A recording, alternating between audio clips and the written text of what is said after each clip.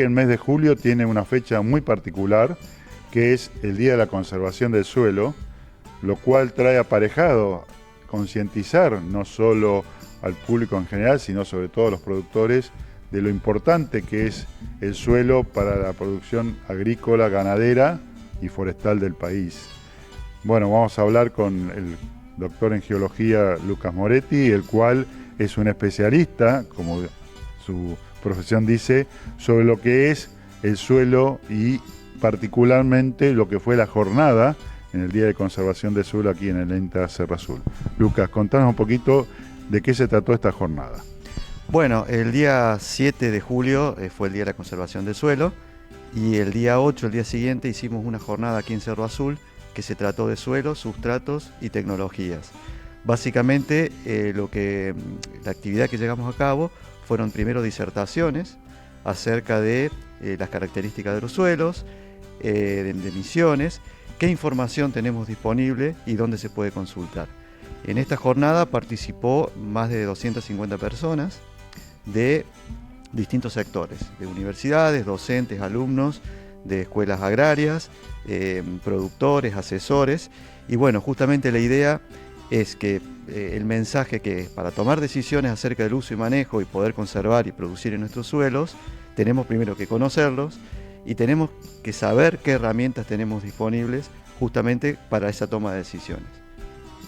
Hay digamos, como una leyenda urbana que el que no conoce dice, bueno, Misiones es todo tierra colorada. Los ingenieros agrónomos, los que estamos en el campo, sabemos perfectamente que, no sé si llega al 40%, creo que al 35%. Bueno, caracterizarnos rápidamente qué tipo de suelos podemos encontrar en la provincia.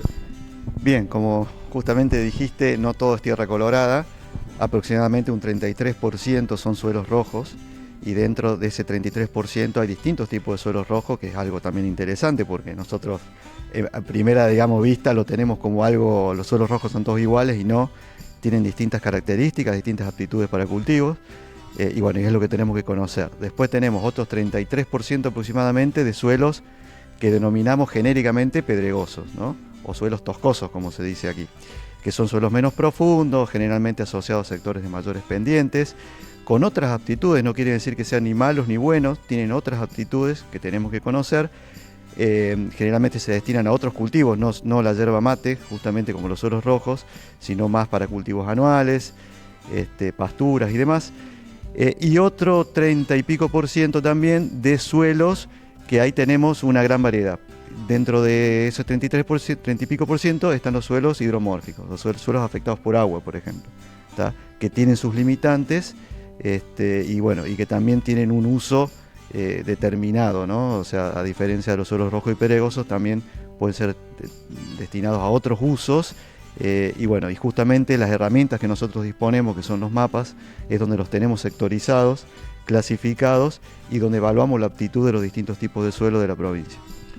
Evidentemente hay dos componentes que hacen la preocupación nuestra, que es la erosión de los suelos, porque pierde capacidad productiva, además de anegamiento, y a veces hasta tenemos siniestros donde caen cerros enteros, hemos visto, no tanto en Misiones sino en otros países, donde afecta la vida. Y la otra parte es lo que se hace en esos suelos. En este sentido, ¿cuáles son los suelos más frágiles de acuerdo a la cultura o el cultivo que se hace en el mismo? Bueno, ahí justamente podemos decir de que no tenemos ni suelos buenos ni suelos malos, sino que tomamos malas decisiones, ¿no? Y justamente, como bien dijiste, el principal proceso de degradación de nuestros suelos es la erosión hídrica.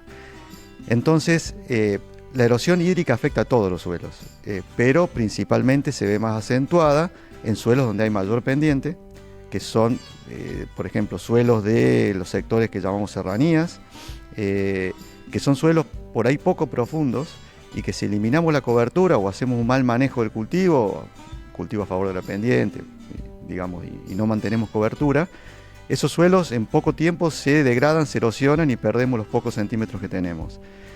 Pero también afecta a los suelos rojos profundos, ¿no? Por ejemplo, en la meseta central de Misiones, que también tenemos pendientes que superan el 5%. También, si no tenemos un adecuado manejo del sistema, empieza los surcos, luego las cárcavas, que son cada vez más profundas y se van perdiendo toneladas de suelo.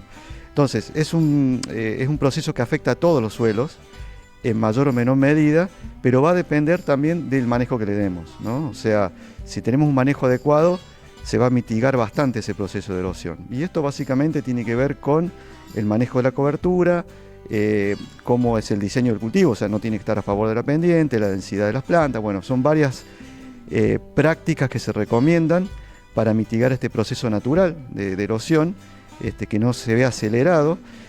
Y eso tiene que justamente también para cada tipo de suelo hay prácticas que se recomiendan, que también estas prácticas están plasmadas en la cartografía del suelo, porque se evalúa la aptitud para el cultivo, se potencian o se ponen en evidencia las limitantes que pueden tener cada tipo de suelo y, como te decía, cuáles son las prácticas recomendadas para cada suelo.